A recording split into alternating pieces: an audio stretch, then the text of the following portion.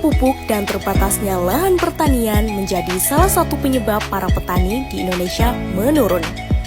Hal ini menyebabkan mahalnya harga pangan di Indonesia yang berakibat menurunnya tingkat ekspor dan naiknya tingkat impor.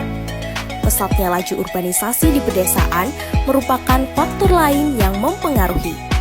Hal ini disebabkan oleh rendahnya kepemilikan lahan dan produktivitas yang berujung pada tergesernya kesejahteraan petani. Salah satu solusi dari permasalahan ini adalah beralihnya metode manual ke hidroponik. Halo Sobat Tani, perkenalkan nama saya Septi Nurliza dari program studi Agroekoteknologi. Berdasarkan video animasi yang tadi, kenapa sih sistem hidroponik sangat cocok untuk teman-teman yang ingin bertanam tetapi tidak memiliki lahan yang cukup luas? Oleh karena itu, terus saksikan video aku ya. Dadah! Halo teman-teman, sesuai sama janji aku tadi, sekarang kita akan membahas tentang kenapa sih sistem hidroponik ini sangat cocok untuk teman-teman yang ingin bertanam tetapi tidak memiliki lahan yang cukup luas. Tapi sebelum itu, kita harus tahu dulu nih, apa itu sistem hidroponik. Sistem hidroponik sendiri adalah sistem bertanam yang tidak memerlukan media tanam, tanah, pupuk, serta pestisida. Tetapi sistem ini memerlukan media air yang bernutrisi abemik serta media tanam yang netral. Lalu, apa sih kelebihan sistem bertanam hidroponik ini dibandingkan dengan sistem bertanam yang lainnya?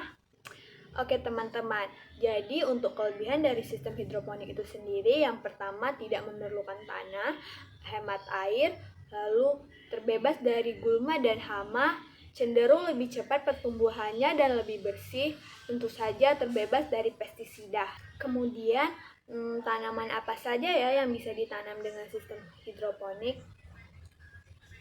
Oke teman-teman, jadi tanaman yang bisa ditanam menggunakan sistem hidroponik sendiri ada bayam, kangkung, melon, cabai, pakcoy, dan masih banyak lagi yang lainnya. Yang selanjutnya di sini aku bakalan sharing beberapa metode sistem hidroponik ke teman-teman, sehingga nantinya teman-teman bisa memilih metode apa sih yang cocok untuk teman-teman gunakan ketika ingin mencoba sistem hidroponik itu sendiri. Yang pertama ada metode aeroponik. Metode aeroponik merupakan sistem hidroponik yang paling canggih, tetapi agak sedikit ribet. Tetapi teman-teman, metode aeroponik ini merupakan metode yang terbaik pada sistem hidroponik karena metode ini dapat menghasilkan hasil panen yang lebih baik daripada metode-metode yang lainnya. Yang kedua ada DFT atau Develop Techniques. Jadi, sistem ini merupakan salah satu sistem hidroponik yang nantinya akar tanaman dan juga media tanamnya akan tergenang dan bersentuhan langsung dengan air. Nah, kelebihan dari sistem ini tidak memerlukan pompa air selama 24 jam. Jadi, ketika listrik mati, tanaman akan tetap aman. Yang ketiga ada metode NFT atau Nutrient Film Technique.